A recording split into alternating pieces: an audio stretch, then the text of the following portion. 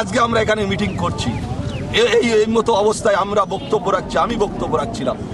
Kaiser এখানে উপস্থিত আছে, ওইদুল সাহেব উপস্থিত আছেন, এখানে আমাদের ব্লকের সভাপতি যারা, সেবা দলের চেয়ারম্যান, যুব প্রেসিডেন্ট, আমাদের সমস্ত নেতৃত্ব এখানে আমরা উপস্থিত।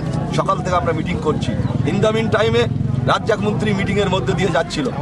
কি ধাক্কাধুক্কি হয়েছে, কি না হয়েছে, এখানে ভাঙড়ে এই কাশীপুরের ওসি তিনি নিজে ছিল, তিনি তার কেএলসির ওসি তিনি নিজে উপস্থিত ছিলেন। কি হয়েছে না হয়েছে আমরা যখন বক্তব্য রাখছি, হই একটা ব্যাপার হয়েছে, কিন্তু আমরা মিটিং স্থলে এসে তিনি নেমেছেন কি নামেনি সেটা আমিও দেখতে পাইনি। আমরা এখানে বক্তব্য রাখছিলাম। ইন্দোবান টাইমে তিনি যে এত নোংরামু করেন, তিনি নাটক করেন প্রতিটা ক্ষেত্রে। ভাঙড়ে যদি একটা ছেলে তানার উপরে আঙুল তোলে তিনি বলে আমার মেরেছে, কেউ যদি ধাক্কা মারে তিনি বলে আমাকে আমার দাঁত ভেঙে দিয়েছে। উনি যে দীর্ঘদিন ধরে 34 বছর ধরে ভাঙড়ের মাটিতে শুধু মিথ্যে ভাবে একটার পর একটা কৃষক ছেলেদের কেস, শুধু কেস নয়, উনি যাই হোক নাটক করেন। আমি কৃষকের ছেলে, উনি একজন খুনি। খড়গাছি চাঁদপুরে ওনার নেতৃত্বে ইসুফ মোল্লাকে খুন করা হয়েছে, ওনার নেতৃত্বে 41টা বাড়ি পুরানো হয়েছে। বিগত দিনে একটার পর একটা খুন সন্ত্রাস ভাঙড়ের মাটিতে হয়েছে। উনি আবার সেই কায়দায় ভাঙড়ে তৃণমূল কংগ্রেসের উপরে নতুন করে পেশার সৃষ্টি করার চেষ্টা করছে। তিনি একটার পর একটা চক্রান্ত করছে।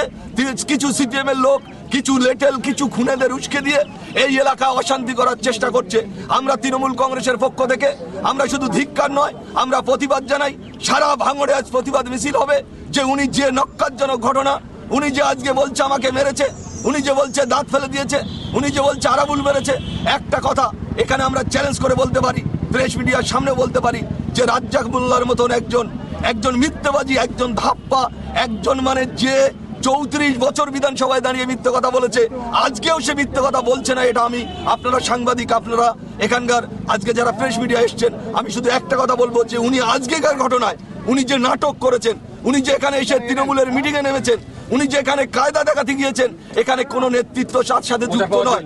উনি যে একটা প্রচার নেওয়ার জন্য উনি তৃণমূল কংগ্রেসের কর্মীদের বারবার করে ভাঙড়ে একটার পর একটা ঘটনা তুলে ধরার চেষ্টা সিপিএম রাজ্য কমিটি করছে। তাই আমরা এর ধিক্কার জানাই।